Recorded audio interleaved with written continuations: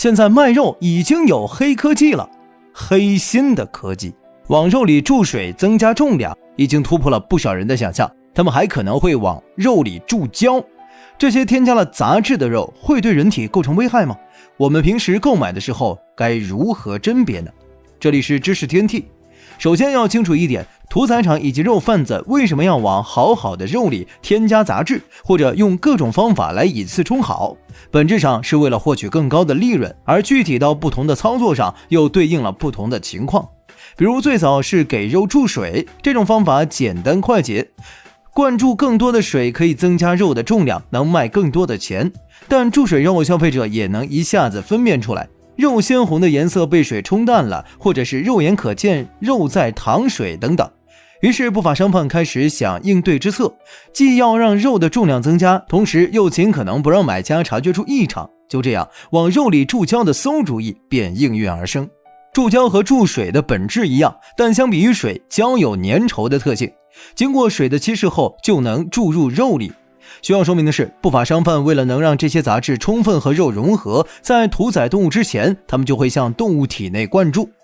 注胶后的肉重量增加了不说，而且不容易被看出来，尤其在不借助检测工具的情况下，消费者肉眼去看的话，往往察觉不到异常。因为从本质上来看，为了增加肉的重量，注胶肉是注水肉的升级版。以上两类是为了增重的，还有两类是从成本开省的，病死肉和掺假肉。这两种做了手脚的肉类是不法商贩为了降低损失，把本不该售卖的肉类改头换面和乔装打扮后，再次以次充好卖出去。那么不同类型的问题肉究竟能不能分辨出来呢？注水后的肉颜色变淡发白，有些肉看起来呈现水一样的光泽，如果触摸的话，注水肉有明显的湿润感，尤其是禽类肉，用手掐的话会感到滑腻。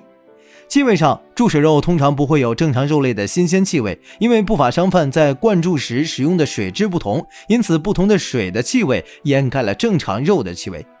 统计还显示，注水肉屠宰4小时就会产生异味，此后又会出现不同程度的腐臭味道。还有一种最简单的鉴别方法，便是看市场肉板上是否有水渍，如果肉岸上湿漉漉的，而且商贩还不停擦拭，就很有可能是注水肉。如果是冰冻后的注水肉，在切肉的时候能听到明显的沙沙声，甚至会有冰粒从肉里掉落。注胶肉是注水肉的上位替代，本来就是不法商贩想出来的应对之策，因此从外观上来看，通常看不出什么来。不过如果有一定经验，会感觉注胶肉触摸起来比正常肉类硬，柔软度明显小于正常肉类。注胶肉所添加的成分有的是卡拉胶，有的是黄原胶，这些都属于食品胶成分，其中的主要物质是半乳糖和脱水半乳糖，其中还有一定量的氢键，能够与蛋白质结合，进而形成凝胶网格结构。以猪肉为例，如果使用了上述成分，猪肉的吸水量至少能增加 20%， 对不法商贩而言，肉自然就变重了。虽然注胶肉能瞒过肉眼，但是瞒不过口感，注胶肉不容易煮烂，而且口感上也比较柴。还有一种说法是，注胶肉闻起来有一种特殊的刺激气味，但是对普通消费者来说，以上几种特点都比较模糊，平时实际上很难分辨出来。而病死肉宰杀的切口不够平滑，由于动物宰杀前就死掉了，体内血流凝聚，因此即便宰杀后血也放不干净。这样从外观看，肉的表面呈现一种暗红色甚至黑红色，有些病死肉甚至还呈现出蓝紫色，原本白色的脂肪也会呈现红色。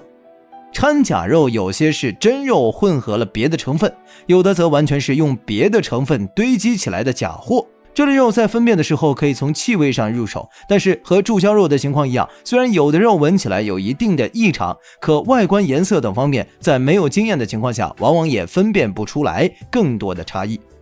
很多肉往往到了吃的环节，比如羊肉和牛肉，口感和味道上的差异才能产生，可这时候你都吃进嘴里了，从某种意义上说，不法商贩对你的欺骗已经完成了。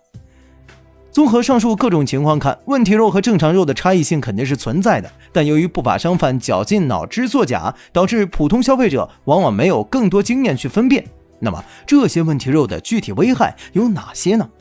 注水肉明目张胆的作假，如果不法商贩使用的水质有问题，也会给健康带来巨大的隐患。主要的问题是注胶肉和瘦肉精带来的风险，因为这两类添加的是肉类之外别的杂质。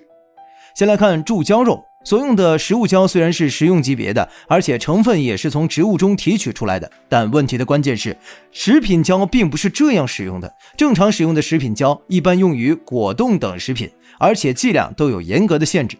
不法商贩使用完全超出了正规的剂量限定。超剂量使用，消费者在不知情的情况下就会过量摄入食品胶成分。食品胶在人体内累积会影响到钙的正常吸收，如果短期摄入过量的话，还会引起腹泻等症状，直接影响到人体对矿物质的吸收。若是长时间如此，营养吸收不良会诱发贫血、神经功能紊乱等症状。若是青少年儿童，还可能会损害到智力发育等。就是不需要特殊加工的食物宰杀之后食用，千百年来人类都是这样操作的。但是在工业化的大背景下，各种新元素出现，对不法商贩来说，他们就有了改造肉类的巨大空间。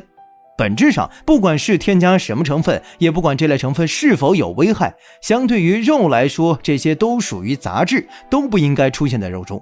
所以说，要想吃到放心肉，一方面需要消费者提高辨别能力，但另一方面，在工业化持续发展的大背景下，复杂的工序越来越多，且越来越能瞒住人的眼睛。